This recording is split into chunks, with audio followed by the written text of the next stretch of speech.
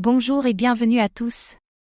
Aujourd'hui, nous allons voir comment investir en bourse, un sujet qui intéresse de plus en plus d'investisseurs, qu'ils soient débutants ou expérimentés. Comment fonctionne la bourse? Quels sont les meilleurs moyens d'investir?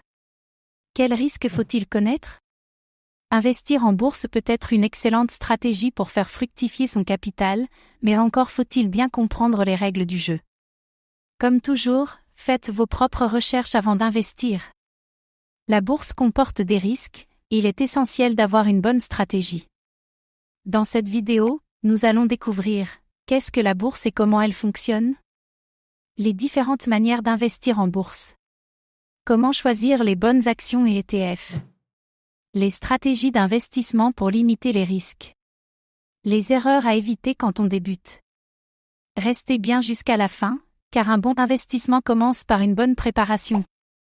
La bourse est un marché où les investisseurs achètent et vendent des actions, des obligations et d'autres produits financiers. Les actions représentent une part d'une entreprise.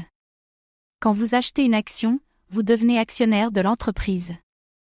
Les entreprises lèvent des fonds en émettant des actions sur le marché boursier. Investir en bourse signifie acheter des actions d'entreprise en espérant qu'elles prennent de la valeur. Pourquoi investir en bourse? Faire fructifier son capital sur le long terme. Profiter des dividendes versés par certaines entreprises. Se protéger contre l'inflation en investissant dans des actifs réels. Diversifier son patrimoine pour réduire les risques. Historiquement, la bourse offre l'un des meilleurs rendements à long terme. Où se trouvent les principales bourses mondiales? NYSE, New York Stock Exchange, USA. Nasdaq USA, technologie, entreprises innovantes. Euronext Europe, Paris, Amsterdam, Bruxelles. London Stock Exchange Royaume-Uni. Tokyo Stock Exchange Japon. Shanghai Stock Exchange Chine. Chaque marché a ses particularités, et il est possible d'investir à l'international. Choisir son type d'investissement, acheter des actions en direct, vous achetez des parts d'entreprises cotées en bourse. Investir dans des ETF, fonds indiciels, un ETF suit un indice boursier, exemple, S&P 500, CAC 40. Acheter des obligations, prêt d'argent à une entreprise ou un gouvernement en échange d'intérêts. Faire du trading actif, acheter et vendre des actions sur de courtes périodes pour profiter des fluctuations. Les ETF sont parfaits pour les débutants, car ils permettent de diversifier facilement. Choisir un courtier en ligne, broker traditionnel, Boursorama, Fortuneo, Saxo Bank. Courtier sans commission, Trade Republic, eToro, DEGIRO. Banque classique avec option bourse, BNP Paribas, Société Générale. Comparez les frais, les fonctionnalités et la facilité d'utilisation avant de choisir un courtier.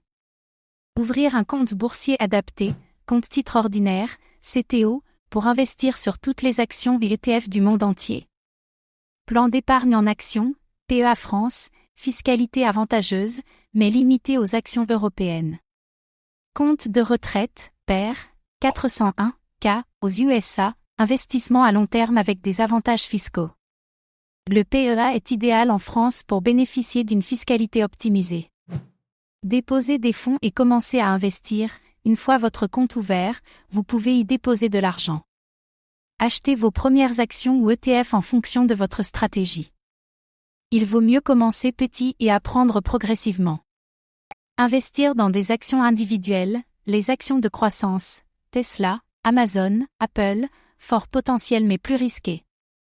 Les actions à dividendes, Coca-Cola, Johnson & Johnson, offrent des revenus passifs.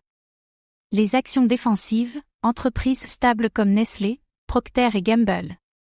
Diversifier son portefeuille est essentiel pour limiter les risques.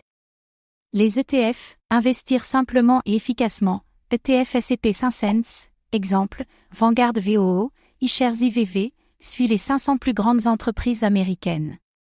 ETF MSCI World, exemple, Amundi MSCI World, Lyxor MSCI World, exposition mondiale. ETF sectoriel, technologie, santé, énergie renouvelable. Les ETF sont parfaits pour les débutants car ils réduisent le risque. Stratégie de diversification, ne pas mettre tout son argent sur une seule action.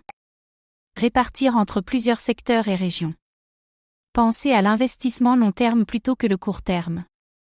Un bon portefeuille est bien équilibré entre plusieurs actifs. L'investissement à long terme, buy et hold, acheter des actions ou ETF et les garder plusieurs années. Profiter de la croissance des marchés sur le long terme. Une stratégie idéale pour les débutants et les investisseurs passifs. L'investissement programmé, DCA, Dollar Cost Averaging, investir une somme fixe chaque mois, peu importe le prix du marché. Réduit le stress et le risque de mauvais timing. Parfait pour éviter d'acheter au mauvais moment. Le swing trading et le day trading, acheter et vendre des actions sur quelques jours ou semaines, swing trading. Faire des transactions plusieurs fois par jour, day trading. Risque élevé, nécessite une bonne formation et beaucoup de discipline. Les erreurs à éviter quand on débute en bourse, investir sans faire de recherche, toujours analyser les fondamentaux d'une entreprise avant d'acheter. Ne pas suivre aveuglément les conseils des influenceurs. Mettre tout son argent sur une seule action, diversifier entre plusieurs entreprises et secteurs. Acheter au plus haut par FOMO, Fear of Missing Out, ne pas investir juste parce que le prix monte.